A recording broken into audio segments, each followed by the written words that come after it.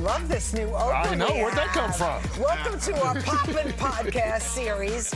Two former NBA stars have taken their talents from the court to the microphone, now to the bookshelves. Matt Barnes, Steven Jackson, they're the host of All the Smoke. Don't ask what that means.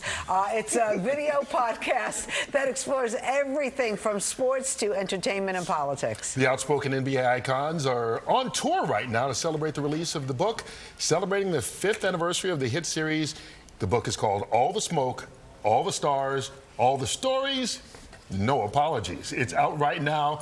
Joining us right now on the Good Day stage, Matt Barnes, Steven Jackson. Thanks for joining us, guys. And congratulations on the 5th anniversary. Thank you. To be here. I'll start with you, Matt. I mean, when you guys started this thing, any dream that it would be this big? I mean, you get 10 million downloads every time.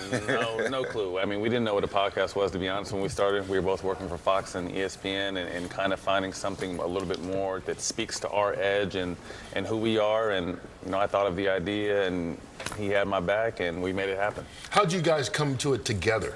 Like, you have a relationship before? Yeah, we played together in Golden State, and during that time we became real close brothers through on the court and off the court situations, and we just built our bond, and was blessed to have an opportunity to work together and do some stuff together. And you know, I follow him anywhere. He always had my best interests at heart, and when you have each other's back and it's genuine, things go well. I find it hard to believe that you have no apologies. Not one. Nah, not really. Really? If I do, I have to apologize to myself. Really? Okay, Yes. Let's hear why. But because there's been times where I didn't put myself first. So I would apologize to myself for times that I've been through that I should have put myself first. And I would probably apologize to my fiance because we just had a baby and I'm on the road a lot right now. That'd be my apology. Tell us about the baby. Yeah, I mean, Austin was born about a month ago. He's our 7th together. I have 4 biological sons and 3 stepkids. There he is. Look at that hair. He's huge. Yeah, so I apologize to my baby Anansa because I'm on the road a lot right now, but I'll be home tomorrow. You know, one of the things I think that has made your podcast so successful, because it's not just a sports podcast, and you got to start it there because that's the background you came from, but it allows people to see people and hear people as people. Yes. You know, they talk about mental health, they talk about parenthood, things outside of the world of entertainment that people know them for, or sports. I think, you know, our superpower with this show is being able to make people feel comfortable. My goal is always to humanize people. I mean, we know why Steph is great on the court, and we got a chance to see it, and Kobe and some other guys, but who are they off the court? What made them? What's their upbringing? What are they into when they're not doing their main thing? So we've been able to create a safe environment and a safe space for people to let their guard down. I think my favorite thing on the show all the time is when people say, well, I never told anybody this. And I'm like, yes. I know. Yeah. What about meeting Kobe and having him on the show? It was amazing to have his last interview. I knew him as a teenager, growing up in high school, and to see him become the icon that he became after he said he was going to do it as a teenager. I just admire him for it, because a lot of people said he was going to do things and didn't do them. And it was a hard job for him to be one of the best basketball players ever. So we just admire him for what he was able to do. We have a clip from your podcast. Let's listen to you talking with Kobe. You don't want an Oscar and I mean, what did that feel like? It's different because in competition, it's a direct competitive thing.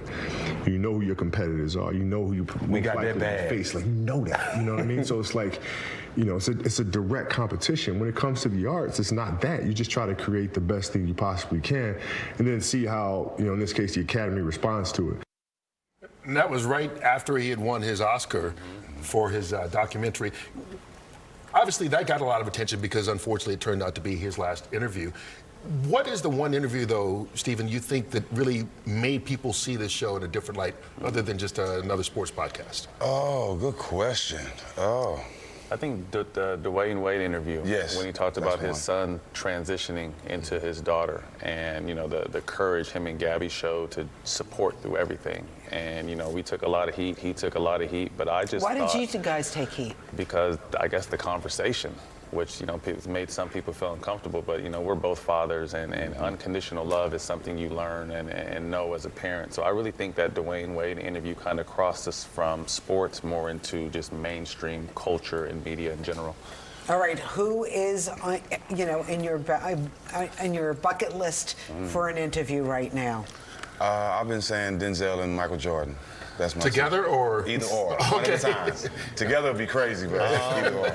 I would say the former First Lady and the former President Barack and Michelle would be great. You know, current Caitlin Clark and Angel Reese with the surgeons of the WNBA. You know, Dr. Dre, LeBron. There's a lot of them. You still got a list, huh? But I think the ask is a little easier now that we have the Vice President. You know, about a couple weeks ago. Yeah. And by the way, the book is fantastic. It's out right now, All the Smoke, and it's got just so many great anecdotes in here. And pictures and everything. And people here in New York have missed the tour. You guys were here Monday night. But you're in Philly tonight. Tonight we're in Philly, yeah. We're heading out to Philly right after this interview. We'll be in Philly tonight and then back home for a couple days. All right. Well, thanks for stopping by here while you were in town. Thank you guys for having us. Congratulations on the success of the podcast, guys. Thank you. All right.